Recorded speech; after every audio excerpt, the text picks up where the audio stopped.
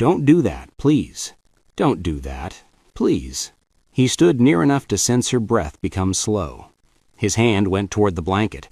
She tensed under it and said softly, "Don't, please." Her voice was weak and rough, already getting faint as Jacob Miller's fingers touched the side of the blanket wrapped around her body. The summer warmth of southern Arizona pushed down like a hand on his neck, but her skin felt cool under the cloth.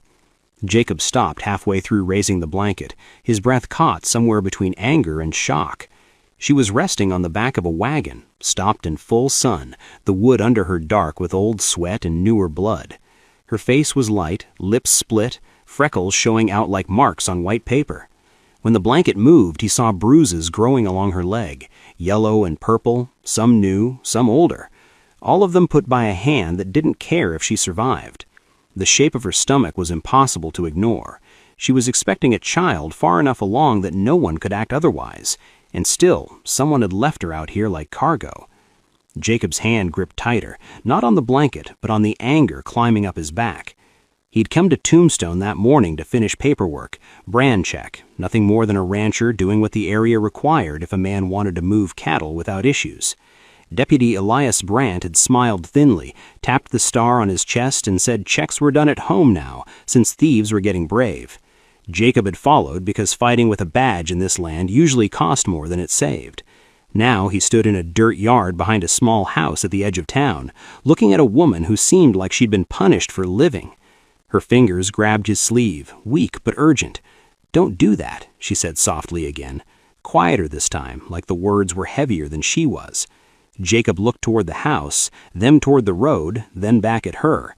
His feelings were yelling at him to turn around, ride fast, and bring every man with a good heart back here.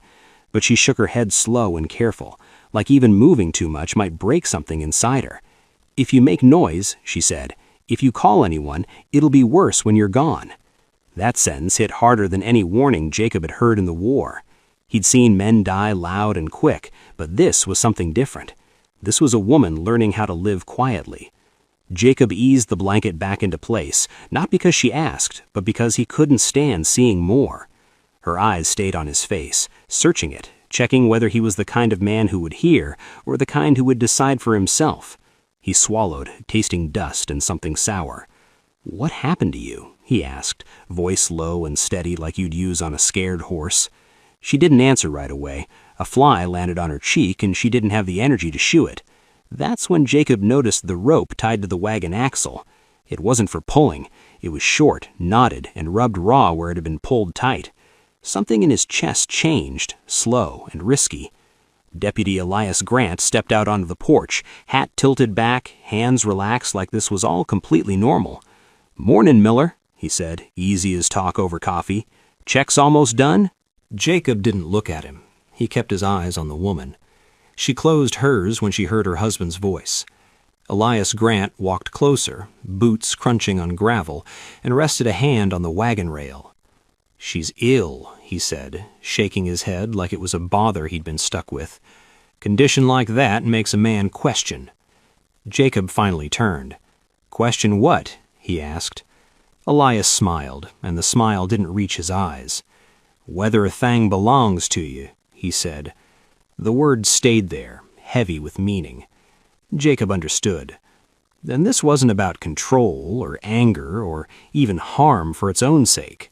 This was about doubt, about a man who thought control extended to blood and breath, and who punished anything that threatened his certainty. Jacob felt his hand drift toward the handle of his gun. He could already see how this would end if he let it. A short sound, a body falling, a woman screaming or maybe not even having the energy, a rope later somewhere public because that's how things evened out here. That was when her hand gripped again, surprising him with the energy she still had left. "Don't," she said, clearer now, firmer. "Please." Her eyes were open, locked on his, not asking for kindness, but for control. In that look, Jacob saw fear, yes, but also planning.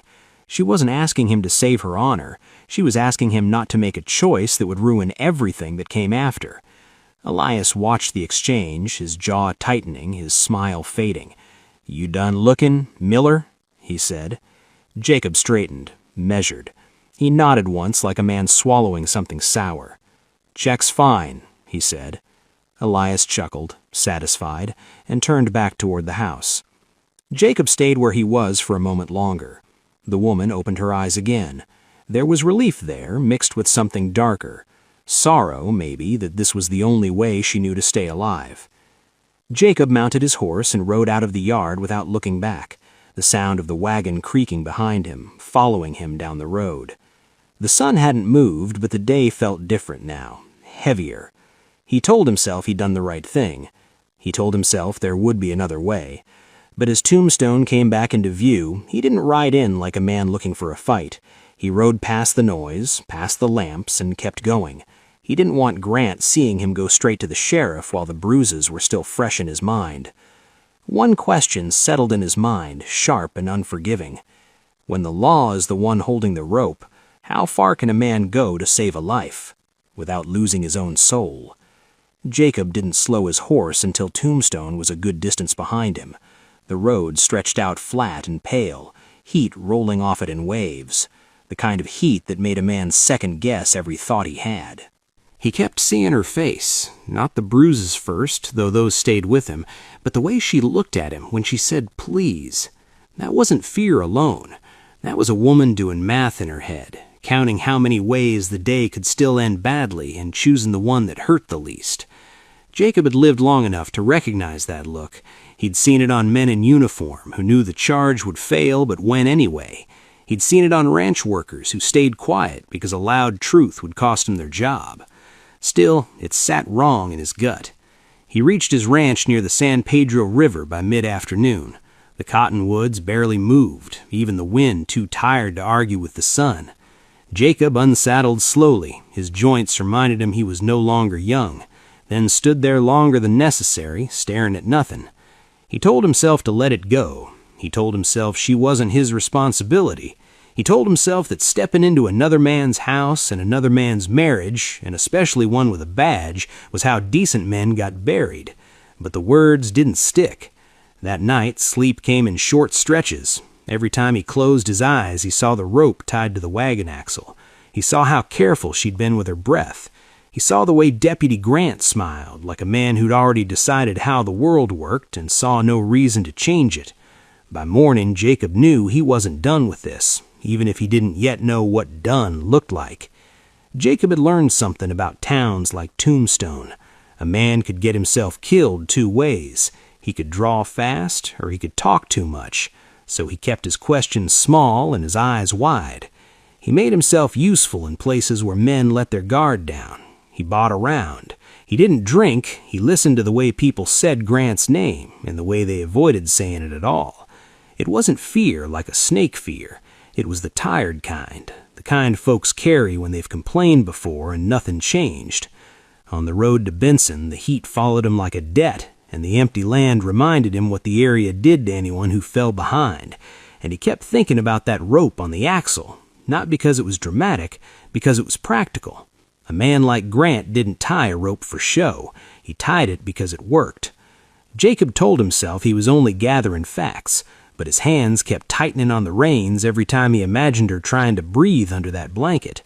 He started wondering what kind of man he had become, the kind who rides away and calls it wisdom, or the kind who rides back and calls it duty. Neither one felt clean. Folks don't say that out loud in area. Sometimes you chose between two wrong roads and prayed you picked the one that let you sleep later. By the time the Benson Road came into view, Jacob already knew this was bigger than a bad marriage.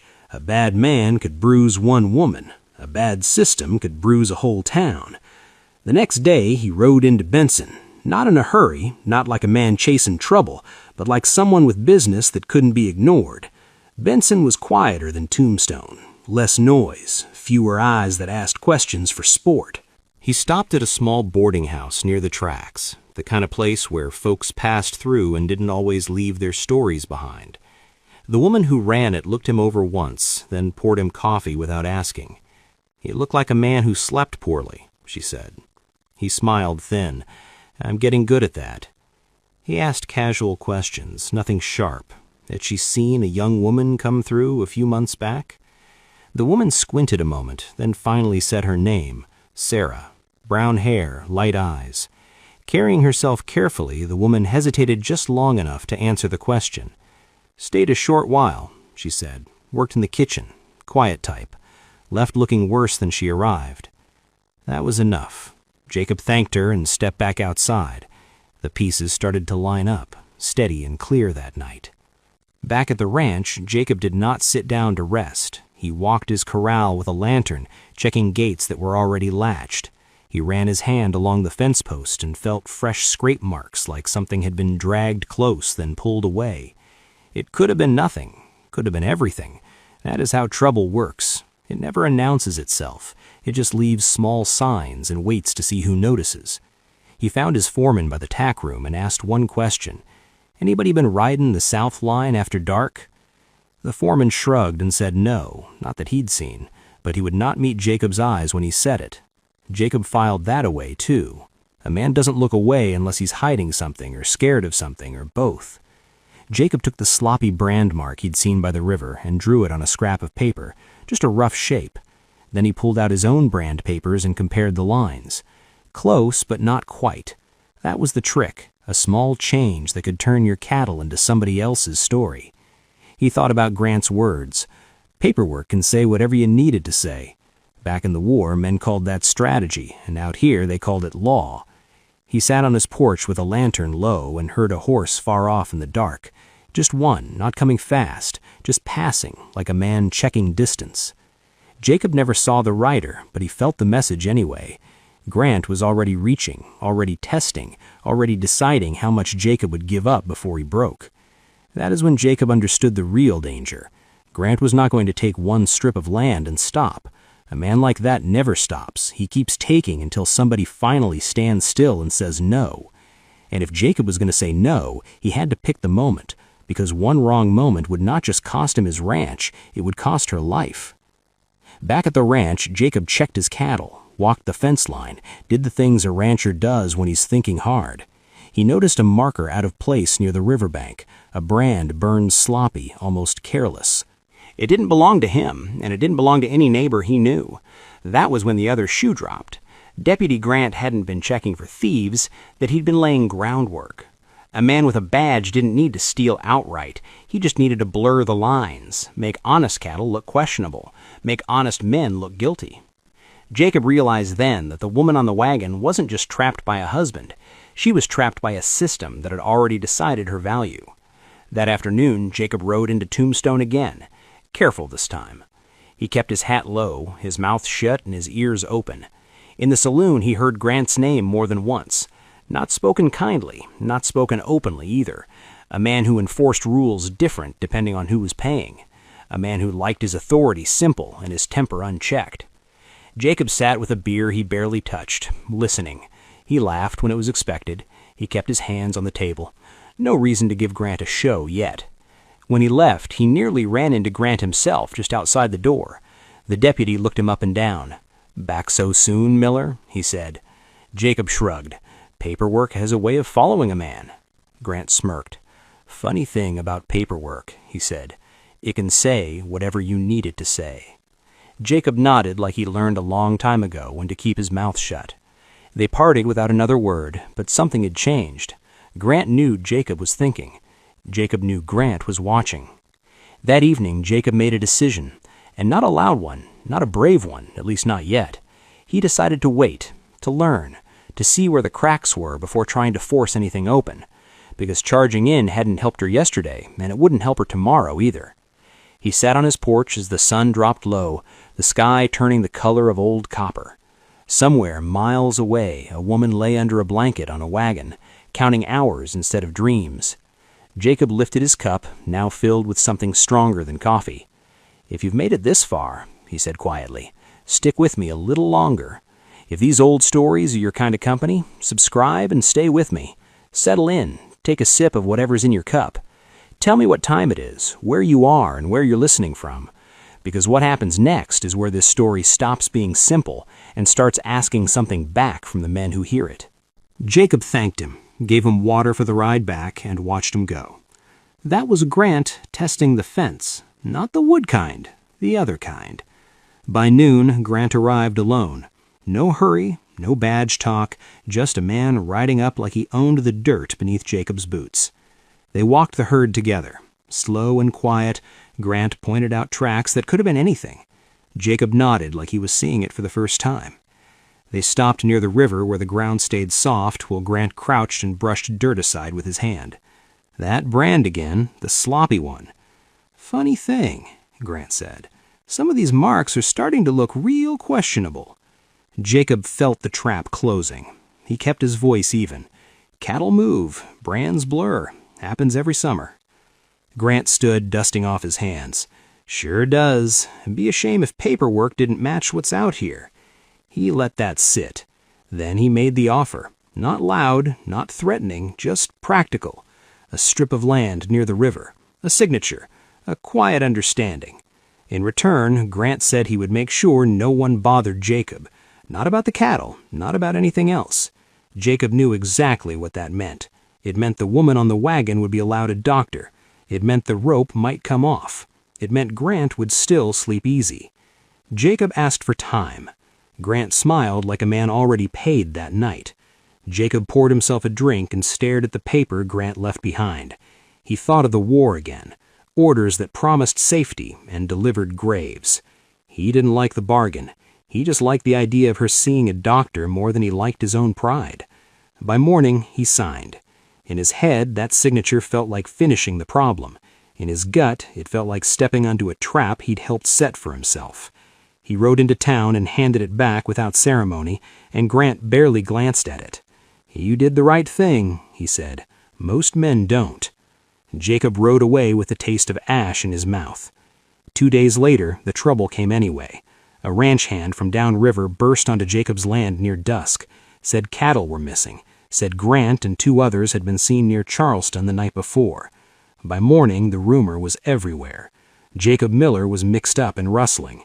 That signed paper did not protect him. It marked him. By afternoon, 2 deputies rode up. Grant stayed back, watching from a distance. They took Jacob in without drama, just iron on his wrists and a walk that felt longer than it should have. The cell was hot, the bench splintered. No one asked questions. That night, someone hit him hard enough to make a point, not enough to leave marks anyone would admit to seeing.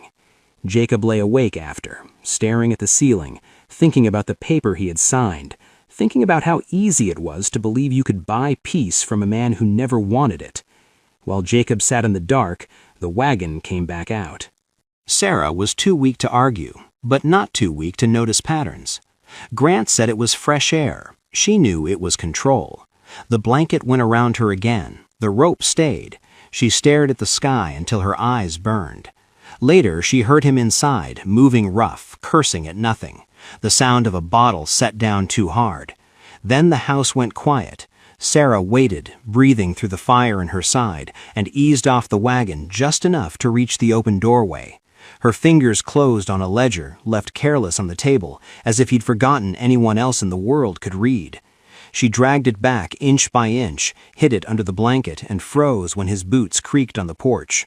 She didn't read much, just enough. Names, dates, brands rewritten, money moving like it had its own trail. Later, when a woman from Benson arrived with supplies, Sarah passed it along with a look that said more than words could. Back in the cell, Jacob heard Boots stop outside his door. Grant stood there relaxed. "Funny thing," Grant said, "about doing favors. People expect more." Jacob looked up at him slowly. "That's usually how it goes." Grant leaned closer. "I'd sit tight if I were you. This business has a way of finishing itself." Grant walked away. Jacob closed his eyes. He had finished something, all right, and he was just starting to understand the cost. Because somewhere between that signed paper and this sale, a line had been crossed, and the next move would decide whether it stayed crossed forever. Morning came without mercy. The jail door opened before the sun had burned the chill out of the stone, and Jacob was pulled to his feet without a word. No charges were read, no names spoken, just a walk across the yard, dust already rising, the smell of sweat and old iron hanging in the air. Grant stood off to one side, hat low, watching like a man checking weather before a long ride. Jacob understood then that this was not about law, it was about pressure. They wanted him tired, confused, willing to say something careless just to make it stop. They questioned him in a measured way. Where were you the night the cattle went missing? Why did your brand show up wrong by the river? Who else had access to your land? Jacob answered plain and short. He did not argue. He did not explain. He knew better than to give a man like Grant anything to twist. By midday, they shoved him back into the cell. No food, a tin cup of water. The heat settled in like it planned to stay. Jacob leaned against the wall and breathed through his nose, counting heartbeats. He had learned that trick a long time ago. In the afternoon, a familiar voice drifted through the bars. A rancher from up the road, an old friend. He did not look Jacob in the eye. He said he was sorry. He said people were talking. He said maybe Jacob ought to consider leaving things alone. That was when Jacob knew the net was wider than he thought. Meanwhile, out behind the house at the edge of town, Sarah's world had shrunk to the length of the wagon bed. Grant had dragged it closer to the shed now, where fewer eyes passed. The rope stayed tied, the blanket stayed thin. Every movement sent a sharp reminder through her body that she was running out of strength. Grant came and went, sometimes quiet, sometimes angry, always watching her like she might disappear if he blinked. That evening, the woman from Benson came again with supplies. Grant stood too close, asked too many questions, but Sarah managed to slip the ledger into the woman's hands, wrapped in cloth, hidden among jars and folded shirts. No words, just a look. The woman nodded once. That was all it took. Back in town, Jacob's chance came the way chances often do in places like this. Not clean, not fair. A drunk was thrown into the cell next to him after dark. Loud man, a careless man, one who talked too much. Between curses and laughter, he let slip a name tied to Grant, a name tied to freight moving through Benson. Jacob listened, filed it away. Later that night, Boots stopped outside his cell again. Not Grant this time. It was a deputy Jacob had known years back, a man with tired eyes and a limp that never healed right. Jacob had pulled him out from under a rolled wagon once, back when nobody was watching and nobody was keeping score. The deputy slid close to the bars and kept his voice low. "Grant's filing papers at dawn," he said. "Once that ink dries, you won't walk out of here alive." Jacob held his gaze. "Then why help me?" The deputy swallowed. "Because I still remember who pulled me free." He waited until the hallway went quiet, until the night guard drifted to the other end. Then he worked the keys with shaking hands. The lock clicked soft. Jacob stepped out like a man leaving a church. Quiet, careful, no hero in it, just survival. Jacob did not thank him. Men like that did not want thanks. He slipped out into the night, keeping low, moving slow, letting the town sleep while he disappeared. By dawn, word spread fast. Jacob Miller had fled. A guilty man runs. That was all most folks needed to hear. Grant made sure of it. He rode out with 2 others, not to catch Jacob, but to make a show of trying. He told anyone who would listen that the matter was nearly settled, that justice would be done. Back near the river, Jacob hid his horse and watched the road. He waited. When he saw Grant ride past without urgency, without real search in his eyes, Jacob understood something important. Grant did not want him dead. Not yet. He wanted him ruined. That afternoon, Jacob found the woman from Benson on the road. She had been waiting. She told him something else in a whisper. There was a telegraph office in Benson, and a message could ride wire faster than any horse if you knew who to send it to. She handed him the wrapped ledger without a word. Jacob read until his hand shook. Names, dates, payments, brands altered, land marked. It was all there, enough to hang a man if it reached the right ears. Jacob closed the book and looked toward town. The sun was dropping, the heat had not let up, and somewhere behind a shed a woman lay on a wagon counting breaths. Jacob knew what he should do. Ride hard. Get this book to someone who mattered. But another thought crept in. Quieter and more dangerous. Maybe he could finish it himself, end it before another night passed. He mounted up as the sky turned red, and as he rode toward town again, one question followed him like a shadow. Was he still trying to save her, or was he about to make the same mistake twice? Jacob slowed his horse before he reached the edge of town. The sky was still holding the day's heat, red and low, the kind of evening where men made mistakes because everything felt close and tight. He tied the reins and walked the rest of the way, boots quiet in the dirt, the ledger wrapped tight under his coat. Every step toward Grant's place felt heavier than the last. He could still turn back, ride hard through the night, hand the book to someone clean and far away, let the law grind slow and proper. But then he pictured the wagon again, the rope, the way her breath had sounded like it was rationed. Jacob moved on. Grant's yard was quiet when he slipped in. No voices, no music, just the creak of wood and the dry sound of insects. The wagon stood where it always had, back near the shed, half in shadow now. Sarah lay on her side, blanket pulled tight, one hand resting on her belly like she was holding something in place. Jacob stopped a few feet away. He did not touch her at first. He did not want to startle her. She opened her eyes anyway, but she knew the sound of his boots. "You came back," she said, more statement than question. He nodded. "I should have handled things different," he said. Her mouth twitched something like a smile, trying to survive. "You still can." Jacob crouched close enough now to see how tired she really was. Her face looked older than it had days ago. Time moved faster when fear was doing the counting. He told her about the ledger, kept it simple. Her eyes sharpened as he spoke. "So he really was doing it," she said. Jacob nodded again. Before he could say more, a voice cut across the yard. "You got nerve, Miller." Grant stepped out of the house, gun loose in his hand, confidence back where it always lived. I wondered how long it would take. Jacob stood still. He did not reach for his gun. Grant noticed. That pleased him. "Funny thing," Grant said, "about men who think they're righteous. They always come back alone." Jacob glanced at Sarah. She was watching his hands, watching his breathing. She shook her head once, almost invisible. Grant took a few steps closer. "You planning to lecture me, or are you finally ready to finish this?" Jacob felt the weight of the gun at his side. He knew he could draw. He knew he could shoot. Grant was close enough, too close to miss. The picture flashed clear.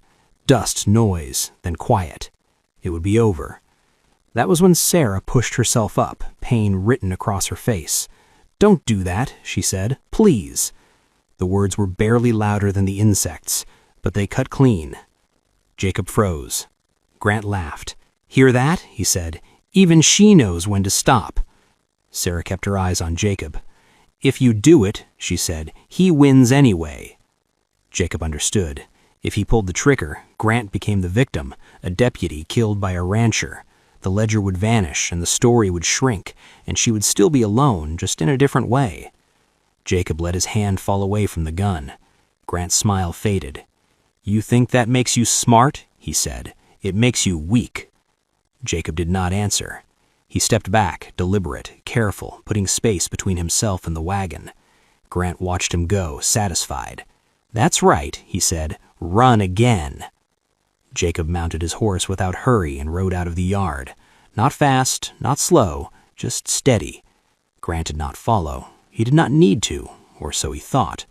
Jacob rode until the town lights were behind him, then turned south. He did not stop until the night cooled enough to breathe. At a shallow bend in the river, he waited. Near midnight, riders came. Not deputies, different men, quiet and focused. A U.S. Marshal out of Tucson, not summoned overnight by luck, but by a telegraph sent from Benson hours earlier, and by a file of complaints that had already been building. The ledger was the missing piece, and it finally gave him the right to move. The book changed hands. Short words were spoken. Jacob stayed out of sight while plans were made. At dawn, they rode back. This time, Jacob did not go alone. Grant never saw it coming. He was still confident, still sure, until the badge he trusted was taken from his chest, until hands he did not control closed around his arms. Sarah watched from the wagon as Grant shouted, as the yard filled with strangers, as the world tilted away from him for the first time. Jacob stood off to the side. He did not look proud. He did not look relieved. He looked tired. When Grant was taken away, Sarah closed her eyes and let out a breath she'd been holding for months. Jacob walked back to her. "It's done," he said. She opened her eyes. "No," she said. "Now it is." Jacob knew what she meant. What came next would last longer than any night. He helped her down from the wagon, careful, steady, like a man who'd learned something the hard way. As they walked away from that yard together, Jacob wondered if choosing not to finish it with a gun had saved her life, or if it had only delayed the hardest part. And as the sun climbed again, one question hung between them both. What does a man owe after the danger is gone, and the damage is already done? The days that followed did not come with cheers or clean endings. They came quiet. Grant was taken south under guard, his name already changing shape in the mouths of men who had once nodded to him on the street. A badge can shine one day and feel heavy the next. Sarah stayed at Jacob's ranch by the river, not as a guest, not as a burden, but as someone allowed to rest without fear. The first morning she woke without listening for boots outside. That alone felt strange. Jacob noticed the small things, how she drank water slow, like she was afraid it might be taken away, how she flinched when a voice carried too sharp, how she apologized for things that needed no apology. He did not rush her. He had learned what rushing cost. They worked side by side when she felt strong enough. Quiet tasks, shelling beans, mending cloth, watching the river move without asking it to hurry. Some afternoons they spoke, some afternoons they did not, and both felt right. Jacob spent his evenings on the porch thinking about the choice he almost made, the gun, the shortcut, the clean ending that would have ruined everything that came after. He realized something then. Finishing something is not the same as fixing it. A man can end a problem and still lose his soul in the process. The law did its slow work. The ledger made its way through hands that could not be bought. Land was returned. Names were cleared. Not quickly, not perfectly, but enough. Sarah gave birth near the end of summer. A long night, hard work, pain that reminded everyone how close life and loss always stand. When the child finally cried, the sound filled the room in a way no gunshot ever could.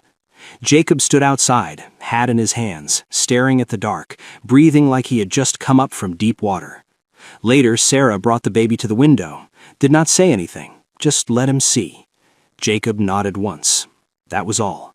Life settled into a new shape, not easier, just steadier. And that is often the best a man can hope for. If this story hits home, that moment you held back and it saved more than it cost, let me know. Give this video a like. It helps these old trails find the next good listener. And if you want more stories like this, subscribe. It keeps the campfire lit around here. Before we part, pour yourself another sip of whatever's in your cup. Then drop a comment. What time is it where you are, and where are you listening from tonight? Because these stories do not belong to one place or one age. They belong to anyone who has ever stood at a crossroads and chosen patience over pride.